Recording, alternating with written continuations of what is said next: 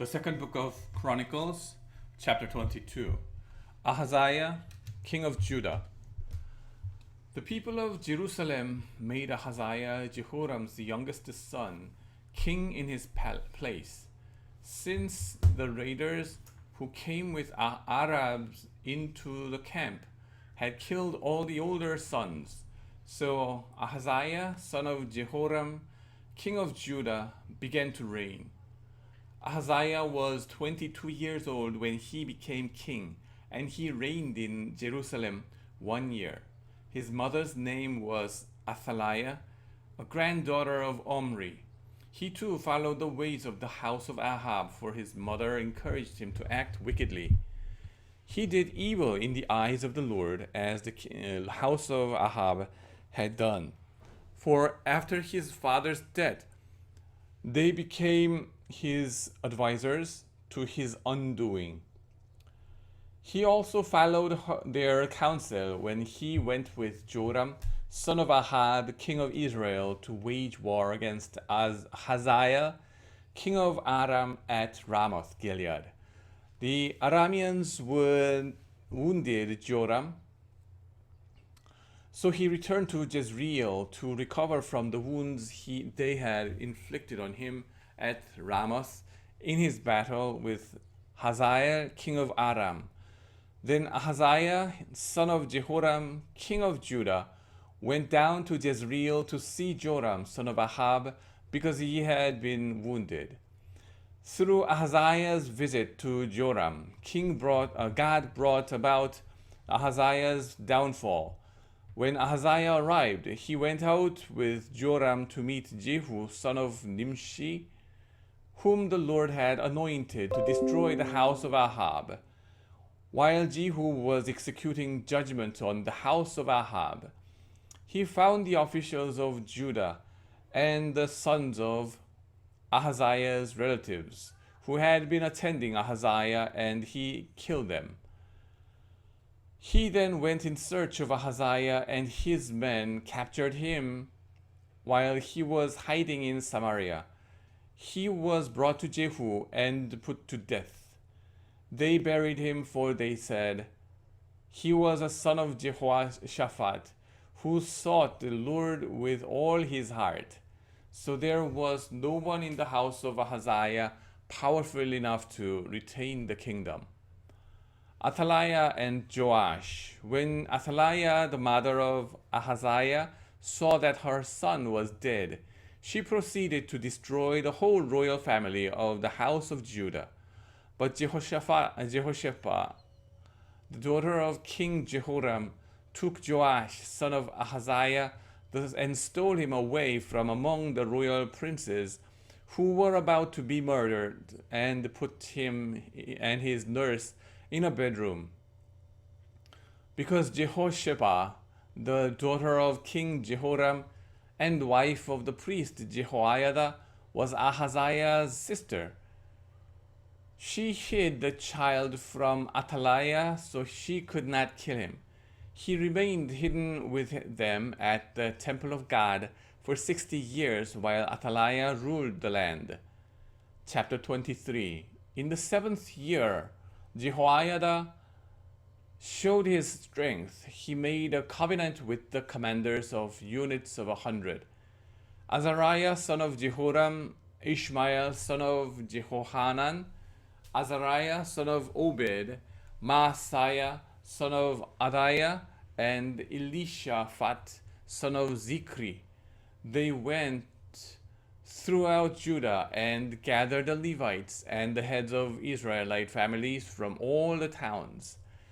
When they came to Jerusalem, the whole assembly made a covenant with the king at the temple of God. Jehoiadah said to them, the king's son shall reign as the Lord promised concerning the descendants of David.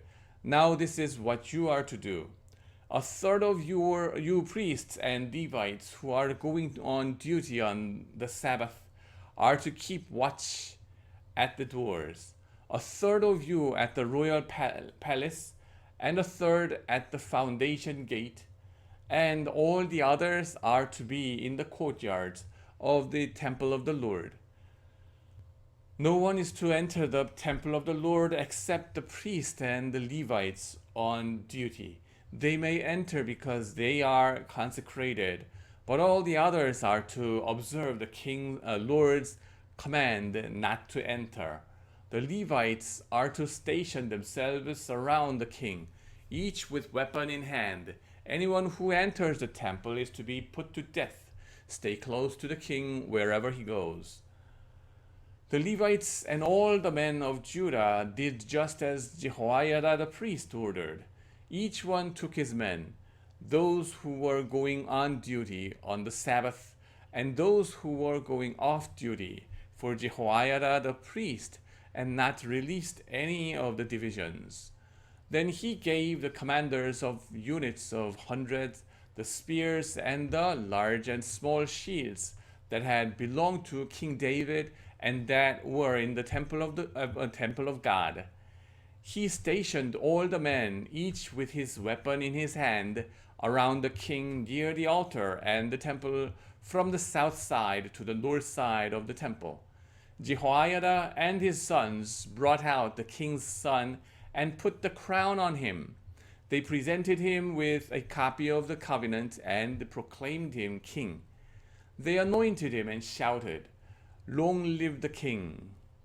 When Athaliah heard the noise of the people running and cheering the king, she went to them at the temple of the Lord. She looked, and there was the king standing by his pillar at the entrance.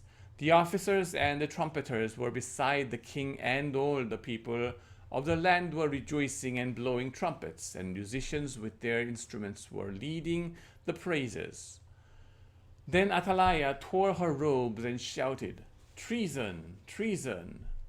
Jehoiadah the priest sent out the commanders of units of 100 who were in charge of the troops, and said to them, "Bring her out between the ranks, and put to the sword anyone who follows her."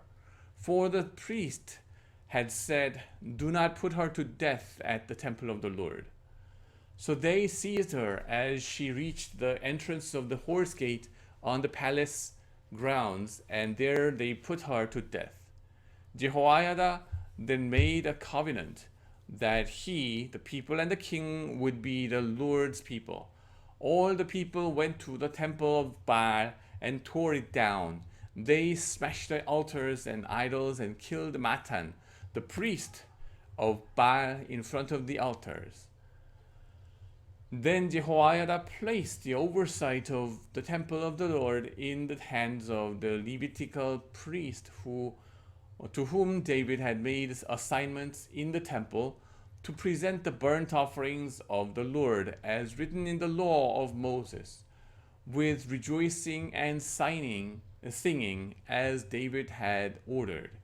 He also stationed the gatekeepers at the gates of the Lord's temple, so that no one who was in any way unclean might enter. He took with him the commanders of hundreds, the nobles, the rulers of the people, and all the people of the land, and brought the king down from the temple of the Lord. They went into the palace throughout the upper gate and seated the king on the royal throne. All the people of the land rejoiced, and the city was calm, because Athaliah had been slain with the sword. Chapter 24. Joash repairs the temple. Joash was 7 years old when he became king, and he reigned in Jerusalem 40 years. His mother's name was Zibiah. She was from Beersheba. Joash did what was right in the eyes of the Lord all the years of Jehoiadah the priest. Jehoiadah chose 2 wives for him, and he had sons and daughters. Sometime later, Joash decided to restore the temple of the Lord. He called together the priests and Levites and said to them, "Go to the towns of Judah and collect the money due annually from all Israel to repair the temple of your God. Do it now." But the Levites did not act at once. Therefore the king summoned Jehoiada the chief priest and said to him, "Why haven't you required the Levites to bring in from Judah and Jerusalem the tax imposed by Moses, the servant of the Lord, and by the assembly of Israel for the tent of the covenant law?" Now the sons of that wicked woman, Athaliah, had broken into the temple of God and had used even its sacred objects for the Baals. At the king's commands, a chest was made and placed outside at the gate of the temple of the Lord. A proclamation was then issued in Judah and Jerusalem that they should bring to the Lord the tax that Moses, the servant of God, had required of Israel in the wilderness. All the officials and all the people brought their contributions gladly, dropping them into the chest until it was full. Whenever the chest was brought in by the Levites to the king's officials, and they saw that there was a large amount of money, the royal secretary and the officer of the chief priest would come and empty the chest and carry it back to its place. They did this regularly and collected a great amount of money. The king and Jehoiada gave it to those who carried out the work required for the temple of the Lord. They hired masons and carpenters to restore the Lord's temple, and also worked in iron and bronze to repair the temple. The men in charge of the work were diligent, and the repairs progressed. Under them, they rebuilt the temple of God according to its original design and reinforced it. When they had finished, they brought the rest of the money to the king and Jehoiada, and with it were made articles of the Lord's temple, articles for the service and for the burnt offerings, and also dishes and other objects of gold and silver. As long as Jehoiada lived, burnt offerings were presented continually in the temple of the Lord. Now Jehoiada was old and full of years, and he died at the age of 130. He was buried with the kings in the city of David because of the good he had done in Israel for God and his temple. The wickedness of Joash. After the death of Jehoiada, the officers of Judah came and paid homage to the king, and he listened to them. They abandoned the temple of the Lord, the God of their ancestors, and worshipped Asherah poles and idols. Because of their guilt, God's anger came on Judah and Jerusalem. Although the Lord sent prophets to the people to bring them back to him, and though they testified against them, they would not listen. Then the Spirit of God came on Zechariah, son of Jehoiada, the priest. He stood before the people and said, "This is what God says. Why do you disobey the Lord's commands? You will not prosper. Because you have forsaken the Lord, he has forsaken you." But they plotted against him, and by order of the king, they stoned him to death in the courtyard of the Lord's temple. King Joash did not remember the kindness Zechariah's father Jehoiada had shown him, but killed his son, who said as he lay dying, "May the Lord see this and call you to account." At the turn of the year, the army of Aram marched against Joash. It invaded Judah and Jerusalem and killed all the leaders of the people. They sent all the plunder to their king in Damascus. Although the Aramean army had come with only a few men, the Lord delivered into their hands a much larger army, because Judah had forsaken the Lord, the God of their ancestors. Judgment was executed on Joash. When the Arameans withdrew, they left Joash severely wounded. His officials conspired against him for murdering the son of Jehoiada the priest, and they killed him in his bed. So he died and was buried in the city of David, but not in the tombs of the kings.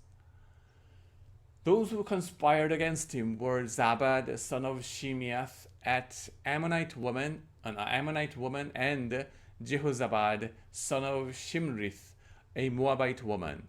The account of his sons, the many prophecies about him, and the record of the restoration of the temple of God are written in the annotations on the book of the kings, and Amaziah his son succeeded him as king. Amen.